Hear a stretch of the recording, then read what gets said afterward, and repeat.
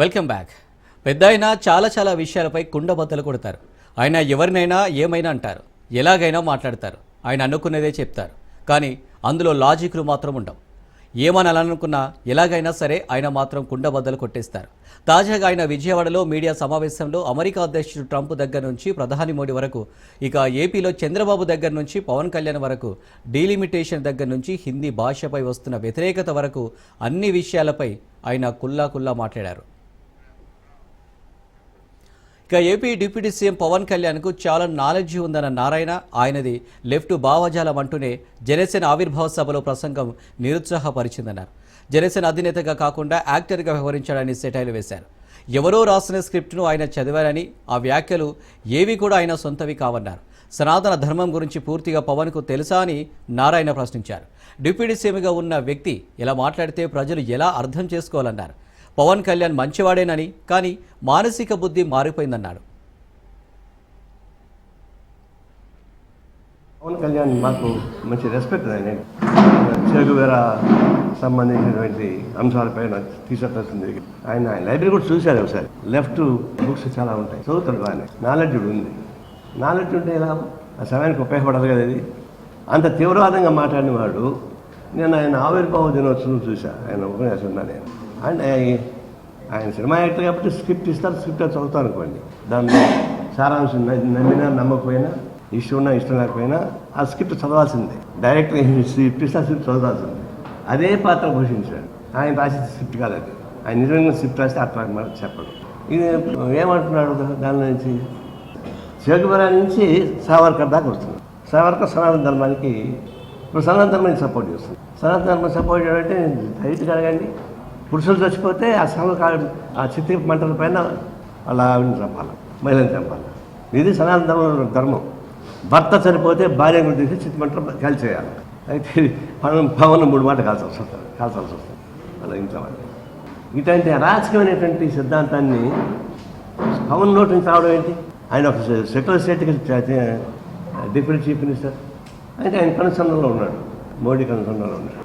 ఇట్లా విచిత్రంగా మాట్లాడేటువంటి ఏమంటాం రాజకీయాలు. ఇది ఎవరు పిచ్చాసుకుని ఉన్నవాళ్ళు ఇక్కడికి వచ్చాడు అనిపిస్తుంది. దీనికోసం సపరేట్గా ఒక రాజకీయ పిచ్చాసులు ఏర్పాటు చేయాలి. ఇక హిందీ బలవంతంగా రుద్దొద్దన్నది ఇప్పటి వరకు దేశంలో ఉన్న విధానమని, అందులో బీజేపీ అతిగా వ్యవహరించిందన్నారు నారాయణ.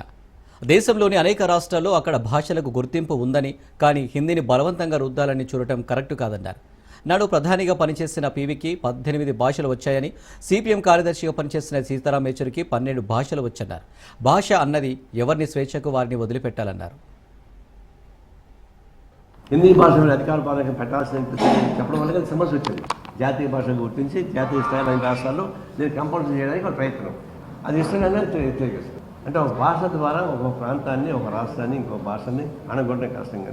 ఒక దీని మీద అంటే తమిళ అంటున్నారు. అనేక రాష్ట్రాల్లో ఉన్నాయి లోకల్ లాంగ్వేజెస్, ఇంక్లూడింగ్ నార్త్లో కూడా. దాదాపు కొన్ని 10 లాంగ్వేజెస్ రూయిన్ అయిపోతాయి ఈ హిందీ కుదిరితే. కేవలం ఏదో తమిళనాడులో ఉన్న తమిళ రాష్ట్రం వచ్చినది కాదు.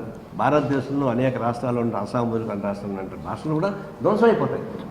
అది ప్రమాదం. అందువల్ల భాషని ప్రజలకు స్వేచ్ఛ వదిలిపెట్టకుండా దాన్ని కంపల్సరీ చేస్తే వచ్చే అనేక పర్యవసరాలు.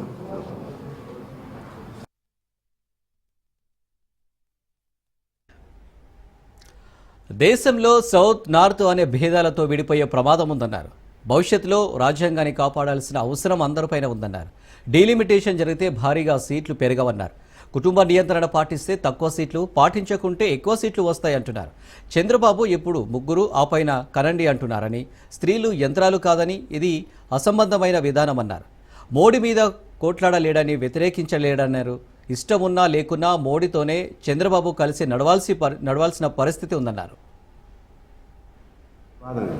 రాజకీయంగా ఫైట్ చేయాలి తప్ప, మోడీకి అనుసరించే విధానాలపై రాజకీయ ఫైట్ చేయాలి తప్ప, ఇట్లాంటి సెల్ఫ్ గోల్ కొట్టుకునేటువంటి పరిష్కారం కావాలి. మన చంద్రబాబు ప్రాబ్లం ఏంటంటే ఆయన ఏమంటారు, కొట్టబోతే కడుపుతూ ఉంది, తిట్టబోతే అక్క కూతురు, ఏమనలేడు పాపం.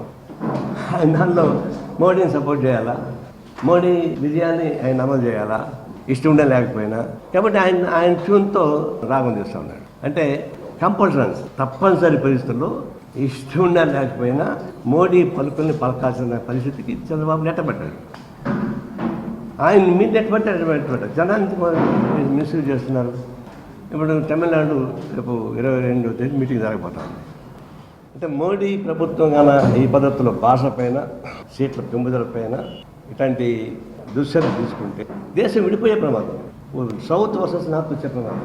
అంటే వీళ్ళు కానీ ఇట్లా చేస్తే దేశాన్ని కూడా రెండుగా చీల్చేటువంటి ఒక ప్రమాదకర రాజకీయ విధానం అవకాశం కల్పిస్తాం. రేపు రాబోయే రోజుల్లో ఈ రాజ్యాంగాన్ని కాపాడాలి.